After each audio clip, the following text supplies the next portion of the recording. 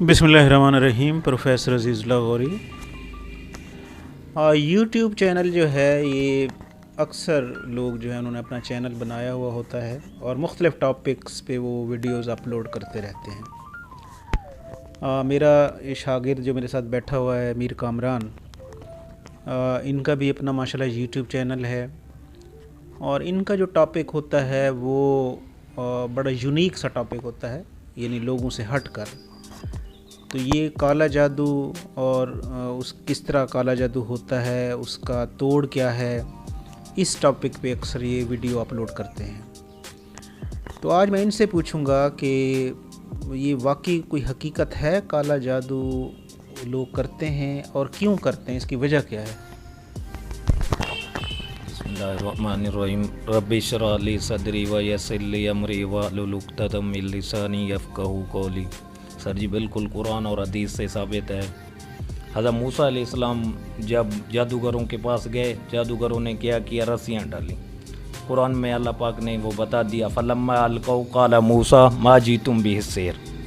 جب انہوں نے رسیاں ڈالی، وہ حضرت موسیٰ علیہ السلام کو جادو کی وجہ سے سانپ دکھائی دینے لگے۔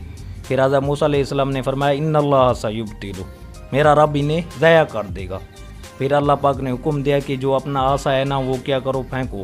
وہ بہت بڑا اژدہا بن گیا اور وہ مصنوعی سانپ نگل گیا۔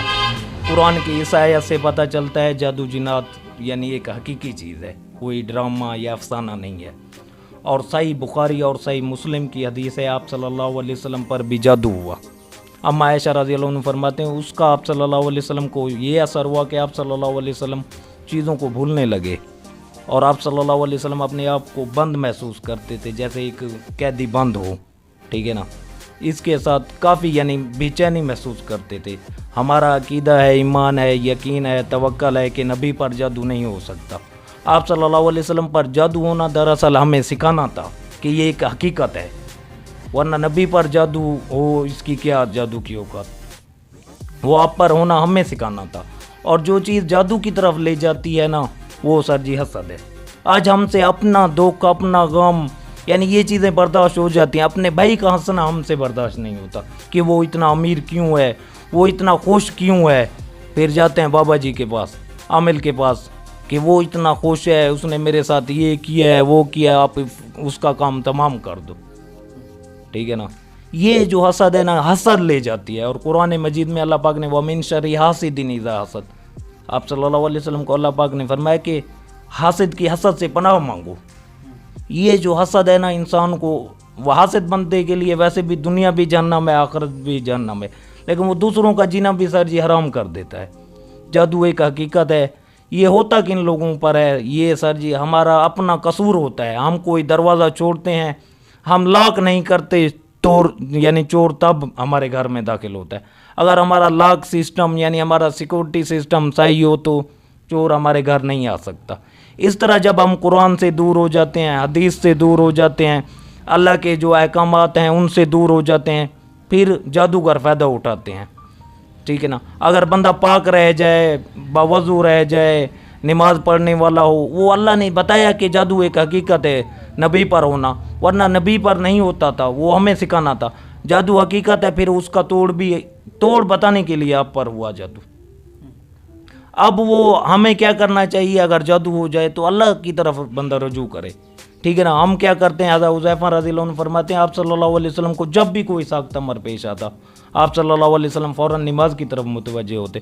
ہم پیروں، بابوں، عاملوں کے پاس جاتے ہیں اور ہر بندے کا اپنا عامل ہے، اور پھر ان سے جاتے ہیں، وہ ایسے سر جی غلیظ ہیں۔ دو حدیثیں آپ کو سناؤں۔ آپ صلی اللہ علیہ وسلم نے فرمایا من اتی عرافا فسألہ عن شیئا لم تقبل لہ صلاۃ 40 لیلہ، جو کسی نجومی کہن جادوگر کے پاس گیا، صلاۃ 40 لیلہ، 40 دن اس کی نمازیں قبول نہیں ہوں گی۔ یعنی یہ غلیظ بندے، اللہ کو اتنا نفرت ہے ان سے۔ آگے اللہ پاک نے خود، آپ صلی اللہ علیہ وسلم نے، صحیح مسلم کی حدیث ہے، فصدقہ بما یقول فقد کفر بما انزل علی محمد صلی اللہ علیہ وسلم۔ جو بندہ گیا ان کے پاس، پوچھا کہ مجھے کیا مسئلہ ہے، ٹھیک ہے نا، کیا مجھ پر جادو ہے یا نہیں ہے، فصدقہ، پھر اس نے جو بتایا ہے اس کی تصدیق کی، فقد کفر بما انزل علی محمد صلی اللہ علیہ وسلم، تو اس نے اس شریعت کا انکار کیا، اس शरीयत से मुंह मोड़ा जो हज़रत मोहम्मद सल्लल्लाहु अलैहि वसल्लम पर नाजिल हुआ, और वो काफिर हो गया। और फ़लैसा मिन्नी, आप सल्लल्लाहु अलैहि वसल्लम ने फरमाया उसका मेरे साथ ताल्लुक़ नहीं है। अब जो माँ का नाम पूछता है, ठीक है ना सर जी, जो आपसे को तवीज़ देता है कि इसको दफनाओ, इसको लटकाओ, इसको बहाओ, इसकी धुनी दो, इसको घर में टांको, ठीक है ना, इसको गले में पहनो, कोई भी ऐसी चीज़ देता है वो जादूगर है। इसके साथ जो माँ का नाम पूछे आपसे वो जादूगर है, वरना माँ के नाम का क्या ताल्लुक, ये जादूगरी चीज़ें हैं। किसी को दम करना है, आप सिंपल सा आखिरी कुल पढ़ें, कुरान मजीद की कोई आयत पढ़ें, क्योंकि पूरा कुरान मजीद शिफा है। ये ना माँ का नाम पूछना उससे, ठीक है ना, ये तवीज़ देना, इसके साथ गोश्त इतना चील को दो, कौवों को दो, कुत्तों को दो, इन चीज़ों को इसके साथ, ठीक है ना, कि ये जो ख़ास आयत है उस वक्त पढ़ो जब सूरज निकल रहा हो या गरूब हो रहा हो, ख़ास वक्त में, जबकि ज़िक्र आप कभी भी कर सकते हैं। अल्लाह पाक कुरान मजीद में फरमा रहे हैं, या अय्युहल्लज़ीना आमनू इस्तईनू बिस, या अय्युहल्लज़ीना आमनू ज़कुरुल्लाह ज़िक्रन कसीर, मेरी ज़िक्र करो, कसरत से करो, किसी भी वक्त करो। ये जो शरायत बताते हैं, ठीक है ना, फिर कहते हैं नाखून ले आओ, बाल ले आओ, कपड़ा ले आओ, जिससे हम नापेंगे, देखेंगे जादू है या नहीं, ये सब ड्रामेबाजियाँ हैं। इन चीज़ों का जादू से ताल्लुक़ है। वो जब क्यों पूछते हैं सर जी, वो आपको ट्रैप करने के लिए, ताकि ये बंदे पर हम जादू करें, अपना मुवक्किल भेजें, हर माह ये बंदा हमारे पास आए।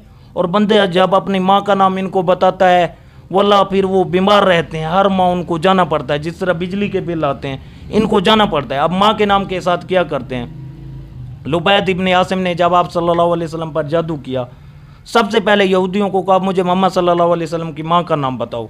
और अल्लाह ने हर इंसान को 4 चीज़ों से बनाया है, हवा, पानी, मिट्टी, आग, ठीक है।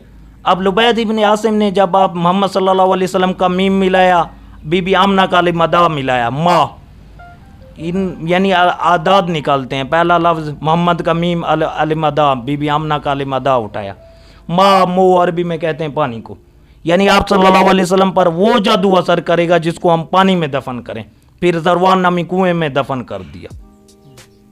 इस तरह वो माँ का नाम पूछकर जो बंदा बताता है, फिर वो आपको, अगर आपके माँ यानी आपके नाम के साथ आदाद है मिट्टी का, तो आपको कहते हैं इसको दफन करो।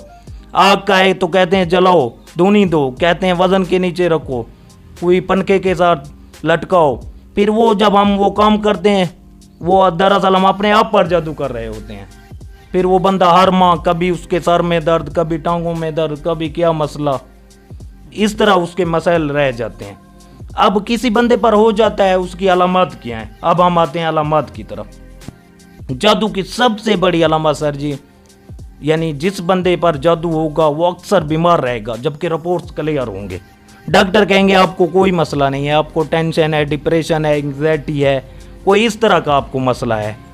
शेख वहीद बिन अब्दुल सलाम बाली हाफिज़हुल्लाह अलैह फरमाते, जिस बंदे के रिपोर्ट्स क्लियर हों और बज़ाहिर बीमारी डॉक्टरों की समझ में ना आ रही हो, तो वो बंदा समझ जाए उसे रूहानी मसला है।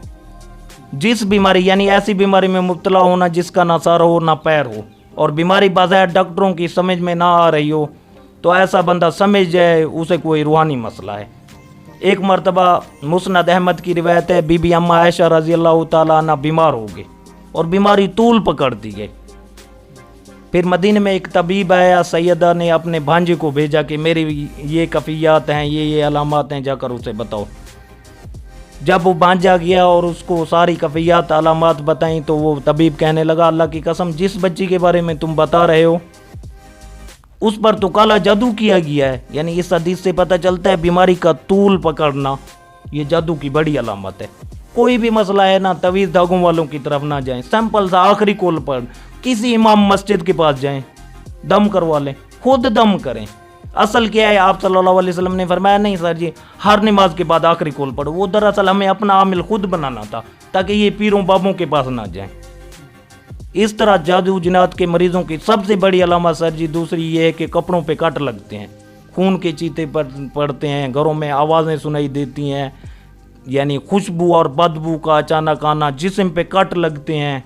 इसके साथ शाम होती घुटन, बेचैनी, जैसे जैसे सूरज गरूब होता जाता है, जादू जिनात के जो मरीज़ होते हैं उनमें एक बेचैनी, घबराहट, ऐसे समझो अजाब बन जाती है उनके लिए वो रात। इसके साथ जब वो सुबह को उठते हैं, हालांकि कोई काम नहीं किया होता था, आम बंदा फ्रेश उठता है, ایسا بندہ اسے ایسا لگتا ہے کہ سر جی جیسے کسی نے ساری رات مجھے مارا ہو، ڈنڈوں سے پیٹا ہو، جسم کا ہر وقت درد رہنا، جسم میں دردوں کا گردش کرنا، کبھی سر میں درد، کبھی ٹانگوں میں، کبھی کہاں. یہ اس چیز کی علامت ہے کہ جسم میں کوئی جن ہے جو موو کر رہا ہے. اس کے ساتھ سب سے بڑی علامت جو ہے نا سر جی، وہ رات کو یعنی ڈرونے خواب آنا مسلسل، 1 دن 2 دن 3 دن، یہ سٹامک ایشو کی وجہ سے بھی ہو سکتے ہیں.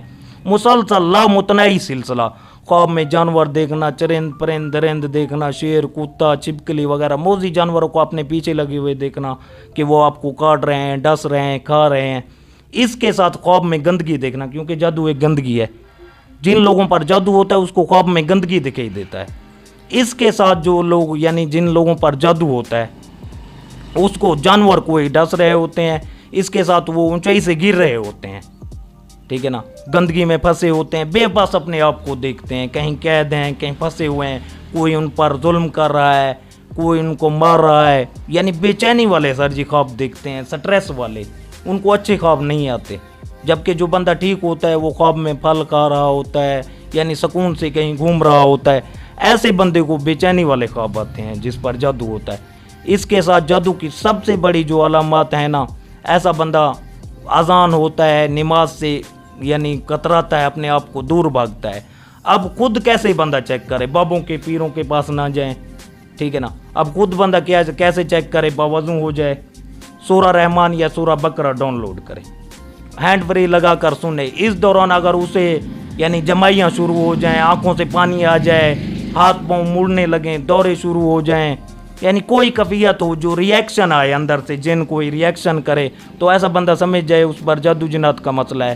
وہ کیا کرے؟ ایک دعا بتاتا ہوں، اگر نہیں ہے تو اللہ کا شکر ادا کرے، پیروں بابوں کے پاس نہیں جانا، ٹھیک ہے نا. اب ایک دعا بتاتا ہوں، وہ دعا کیا ہے؟ دعائے کعب. موطا امام مالک میں صحیح سند کے ساتھ یہ روایت موجود ہے. حضرت کعب احبار رضی اللہ عنہ فرماتے ہیں اگر میں یہ دعا نہ پڑھتا. حضرت کعب احبار رضی اللہ عنہ یہودیوں کے بہت بڑے امام تھے. جب مسلمان ہوئے تو یہودیوں نے یعنی میٹنگ کی کہ کعب احبار مسلمان ہو گئے، اب کیا جائے. پھر انہوں نے کہا کہ اس پر ایسا جادو کیا جائے کہ اس کا شکل بگڑ جائے، ٹھیک ہے نا، تاکہ لوگوں کو پتہ چلے اس نے حق دین کو چھوڑا ہے. پھر حضرت کعب احبار رضی اللہ عنہ فرماتے ہیں اگر میں یہ دعا نہ پڑھتا تو یہودی مجھے گدھا بنا دیتے. موطا امام مالک میں یہ موجود ہے. اب گدھا بنانے کا مطلب جادو سے جنس تبدیل نہیں ہوتا، یعنی سینس لیس کر دیتے، پاگل کر دیتے. اب وہ دعا کیا ہے؟ اعوذ بوجہ اللہ العظیم الذی لیس شیء اعظم منہ وبکلمات اللہ التامات اللاتی لا یجاوزہن بر ولا فاجر وباسماء اللہ الحسنی کلھا ما علمت منہا وما لم اعلم من شر ما خلق وزرا وبرا. اس دعا کو سر جی پڑھیں، ہر نماز کے بعد 7 مرتبہ پڑھیں، نہیں تو 11 مرتبہ پڑھیں. انشاءاللہ معاملات بالکل ٹھیک ہو جائیں گے. آہستہ آہستہ تبدیلی آئے گی، جو بھی شر ہوگا وہ ختم ہوتا جائے گا. قرآن میں شفا یقینی ہے. ایک اصول قرآن میں ہے، وہ آپ کو بتا دوں، وہ کیا ہے؟ وَنُنَزِّلُ مِنَ الْقُرْآنِ مَا هُوَ شِفَاءٌ وَرَحْمَةٌ لِّلْمُؤْمِنِينَ. اللہ پاک فرما رہے ہیں میں نے قرآن مجید کو مومن کے لیے شفا اور رحمت بنا کر بھیجا ہے. وَلَا يَزِيدُ الظَّالِمِينَ إِلَّا خَسَارًا. کس کے لیے خسارہ ہے؟ ظالمین کے لیے. اب ظالمین کون ہے؟ ان الشرک لظلم عظیم، جو لوگ شرک کرتے ہیں. اب شرک کون کرتے ہیں؟ من اللہ کا تمیمتن فقد کفر، جو لوگ تعویذ دھاگے پہنتے ہیں، مزارات پہ جاتے ہیں، غیر اللہ کے نام پر چڑھاوے چڑھاتے ہیں، قبروں کو سجدے کرتے ہیں، طواف کرتے ہیں، اللہ کے یعنی اللہ کے علاوہ کسی اور سے مدد مانگتے ہیں، وہ شرک کرتے ہیں. اگر آپ چاہتے ہیں آپ کو یعنی قرآن مجید سے شفا ملے تو تعویذ دھاگے اتار دیں، اللہ سے رجوع کریں. قرآن مجید میں شفا یقینی ہے. اگر 11 مرتبہ پڑھنے سے فائدہ نہیں مل رہا، جس طرح ایک پیناڈول سے اگر آپ کی جسم کی دردیں ختم نہیں ہو رہی تو آپ ڈوز بڑھا دیتے ہیں، قرآن مجید میں شفا یقینی ہے. ڈوز بڑھائیں، اس دعا کو مسلسل پڑھیں، کسی پیر، کسی بابے، کسی عامل کے پاس نہ جائیں، اپنا عامل خود بنیں.